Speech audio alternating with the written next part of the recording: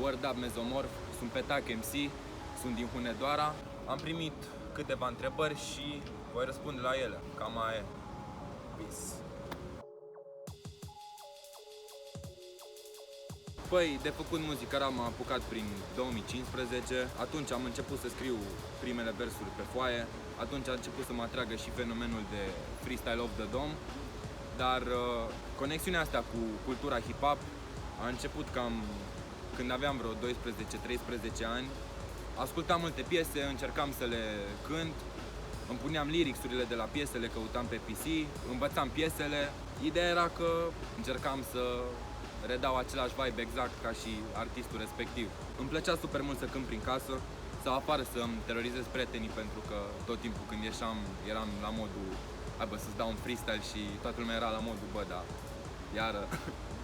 Și pe viitor și până acum am fost și voi fi super versatil în legătură cu stilul meu și subiectele abordate de mine, deoarece am doar 18 ani, imediat 19. Se întâmplă super multe chestii în legătură cu lifestyle-ul meu, cu viața mea, cu sunetul pe care îl fac și ideea e că, în general, piesele mele sunt reflexia ceea ce simt, a ceea ce văd și nu știu, cum percep eu lucrurile, de fapt. Cam aia e.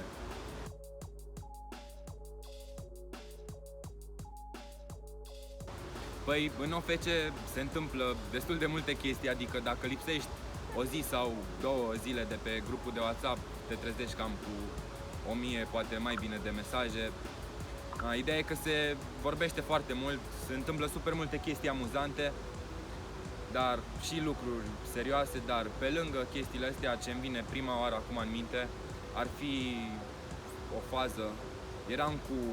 Eram cu Skinny Cat, eram cu ADN, cu Micu, nu știu, sper că n-am mai omis pe nimeni, eram pe grup și făceam ceva de genul colin de freestyle, doar că mult mai dubioase, la modul că luam flow de la 3 păstori se întâlniră și spuneam o grămadă de chestii dubioase, un fel de colin de ghetto, nu știu, cam aia e.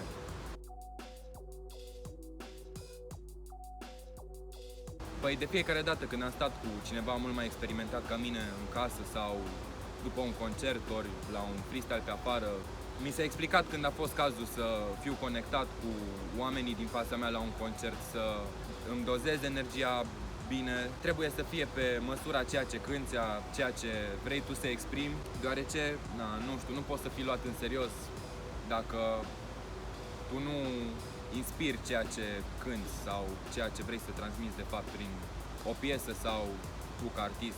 Sfaturi ce am mai primit au fost să lucrez foarte mult, să am răbdare cu ceea ce fac și de-a lungul timpului, stând pe lângă oameni, am furat chestii, între ghilimele am furat, chestii tehnice, cum ar fi cum să-ți aranjezi strofele.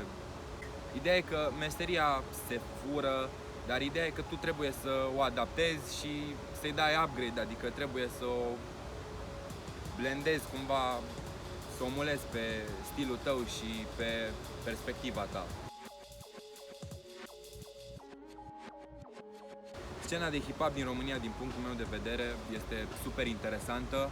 Eu nu consider că are niște rădăcini foarte puternice și până în prezent a evoluat super mult și totodată e destul de apreciată și în afară, adică chiar e ok. Important e să nu ai așteptări prea mari, trebuie să lași totul să curgă natural, să fii tu ok și atâta timp cât o să dai vibe bun, asta o să și atragi. La un moment dat, dacă ai cumva ocazia să stai sau să cunoști un anumit artist, poate că e diferit față de ceea ce prezintă el prin arta lui, prin lucrarea lui sau whatever, și s-ar putea să nu-ți placă felul lui de a fi sau cum abordează anumite chestii. Iar ca newcomer este destul de greu să impresionezi pe cineva care știe cu ce se mănâncă chestia asta, dar ideea e că nu trebuie să te demoralizezi, deoarece practic și în viață cunoști oameni mai mult sau mai puțin de treabă. Ca MC la început nu ai nevoie de conexiune cu Bucureștiul, poți la fel de bine să-ți faci filmul la tine în oraș și recomand asta. Pentru că oricum ai acces la internet, poți să dai click oricând să afli ce vrei tu. Și la un moment dat, când e timpul să pleci sau ai ocazia să pleci, doar o să aprofundezi sau o să evoluezi mai mult față de ceea ce ai făcut până acum în orașul tău. Da. Don't forget the roots.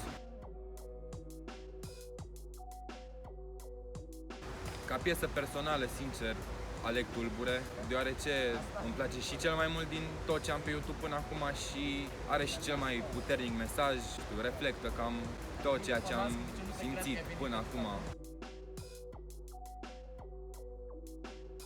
Era doar o piesă legendară, dar am ales două pentru că chiar nu m-am putut hotărî și prima e de la Dragonul, Muzica naște monștri. Piesa asta mă rup cel mai tare când am început să ascult hip-hop un pic mai serios. Efectiv o ascultam super mult și poate cine știe piesa înțelege despre ce e vorba, cine nu poate să o asculte. Și a doua piesă pe care am ales-o e de la Specii, Nocturna Digitală. Am ales-o pentru că sound-ul este foarte diferit față de tot ceea ce auzisem până acum, la momentul respectiv, nu știu, prin 2015-2016. Și cam asta e, numai acum am început să înțeleg de fapt despre ce e vorba și and stuff like this, but... Avea prea mult cu englezii.